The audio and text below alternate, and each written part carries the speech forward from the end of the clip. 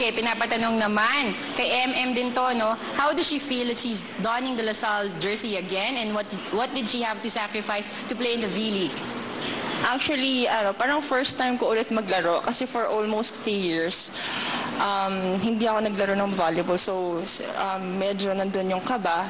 At the same time, ayoko mag-expect yung fans ng LaSalle, especially sa akin kasi almost 3 years ngayon hindi na ako naglalaro. So, mapapromise ko lang, I'll do my best na i-boost up yung confidence ng LaSalle. Okay, ito naman pinapatanong, yung popularity natin sa V-League. Ang LaSalle talagang, pag sinabing LaSalle, nagtitilian din ng lahat ng tao. Anong nararamdaman ninyo kapag talaga sinisigaw ang mga pangalan ninyo? Michelle, Carla, MM, Jack, Stephanie? Mas nakakaganang maglaro. Mas nararamdaman namin na gusto naming manalo. Dahil maraming sumusuporta sa amin. Siyempre, ay namin i-disappoint yung mga supporters. And, siyempre, gusto rin naming manalo for our team. Anong preparations ninyo coming to the V-League? Sobrang hirap na preparation. Since nga we came very weak last season, so maraming changes yung ginawa ni Coach, especially sa training namin, na I think naman na what we did dun sa training would make us a better stronger team kasi isipin namin lagi na yung mahirap talaga, madaming nabago and maraming adjustments yung ginawa talaga namin. Pero napapanood mo naman yung V-League nitong last conference.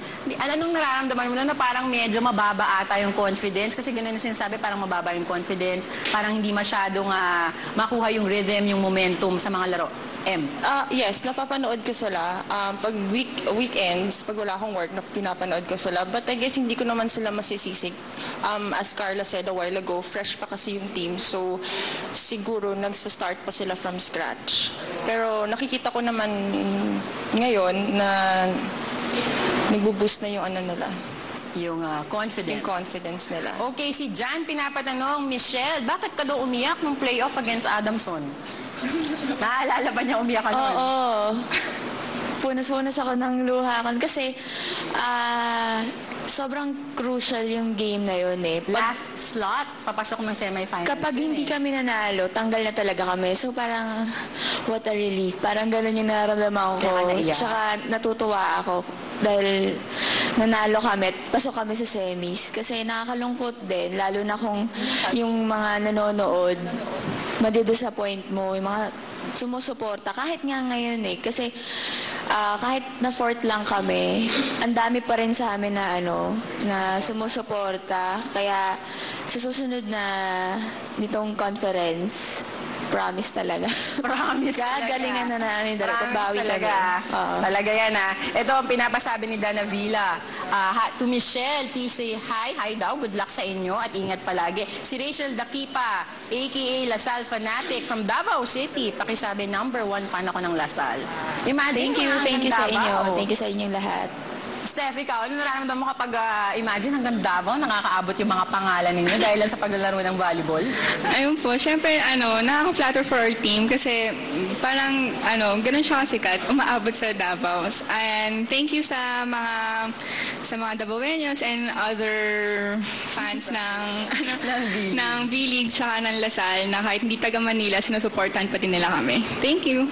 Okay, ito, sino-sino ba yung mga pinaghahandaan ninyong mga teams from champs ito, no? At sino-sino yung mga players na talagang pag linalapitan na ng bola, talagang nagmamadali kayong depensahan? Jack, ikaw muna. Ako? Teams. Wala naman, UST siguro. UST. Pero hindi naman kami sobrang natatakot sa kanya kasi handa naman kami lahat lumaban sa UST. At ayan sinasabi na ni Jack, hindi daw sila natatakot sa inyo. Hindi, wala kami ngayong pinakatakutan kasi handa kami lahat na bumawi ngayong conference na to para babalik yung title talaga namin. Michelle, ikaw? UST, of course. And pagka sa attack nila, si Venus Bernal. Bernal talaga, every team yun talaga sinasabi, Venus Bernal. Tsaka masarap naman depensahan yung bola niya kung matatapat naman ng gusto. Challenge yun basta si Venus. Carla? Yun nga, as they said, UST din. UST talaga, the team to UST beat. talaga. Siyempre, they're really the team to beat because sila yung nag-champion last season. So, yun, medyo mataas pa yung moral niyan since like ilang months pa lang kami nagbakasyon, then V-League ulit. So, yun nga, team to beat talaga, UST. But then marami nang sabi bumaba din daw ng konti ang moral na yan kasi dapat pupunta silang Thailand pero medyo naon siya Kanila na yun. Kanila na. And ano na lang, parang let's see na lang this coming V-League kung totoo nga bang bumaba yung moral or Back stronger. Alamin natin yung bukas, guess namin sila dito. Talaga. Ikaw naman, nakita mo na rin yung ibang teams, no? Nung iniwan mo sila, sino-sino nga yung mabibigat? Aside from UST, kasi given sila yung defending champions. Yung ibang teams naman, San Sebastian? Yeah, San Sebastian, Bowley. Siya talaga ba? Malakas siya pumalo nakikita ko. And then si Roses from Suzanne from UE na I think guest player siya ngayon ng UST this coming season. Yun. Yun ang Malakas, talagang tinitignan mo. Malakas silang pareho dalawa.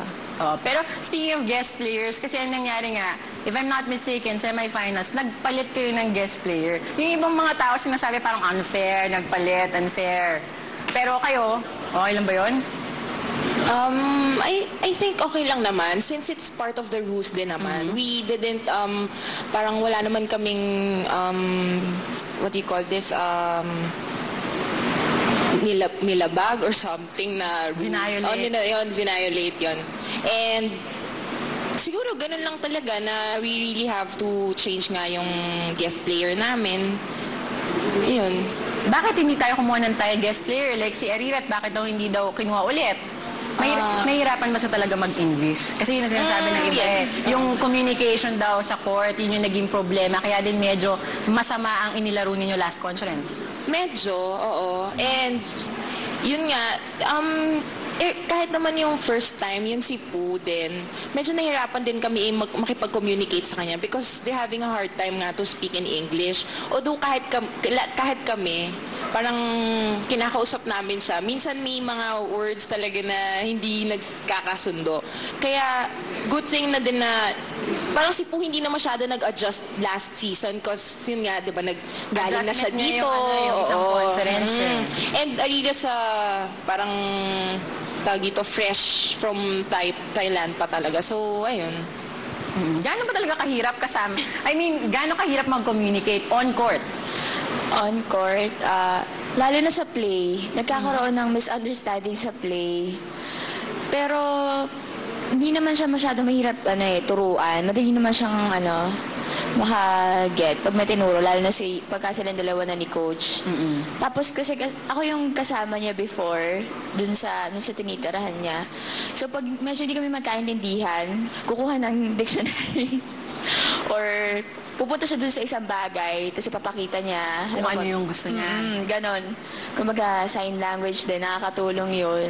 Pero okay lang, nag-enjoy pa rin naman kami magkasama kahit minsan hindi kami magkaintindihan. Ganon din sa buong team. Nagkakatuwaan din kami. Kahit siya minsan natutuwa siya pag hindi rin niya maintindihan. Hindi yung minsan bugnutin, pero mas masaya. Mas marami yung masasayang moments namin with her. Ano naman nami-miss ninyo kay Eve?